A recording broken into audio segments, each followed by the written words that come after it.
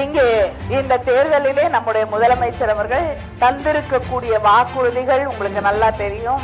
மகளிர் உரிமை தொகை 1000 2000 உயர்த்தி வழங்கப்படும். அது மட்டும் இல்லாமல் மாணவர்களுக்கு, கல்லூரியில படிக்கக்கூடிய இளைஞர்களுக்கு, இளம் பெண்களுக்கு தரக்கூடிய அந்த 1000 ரூபாய் 1500 உயர்த்தி வழங்கப்படும்.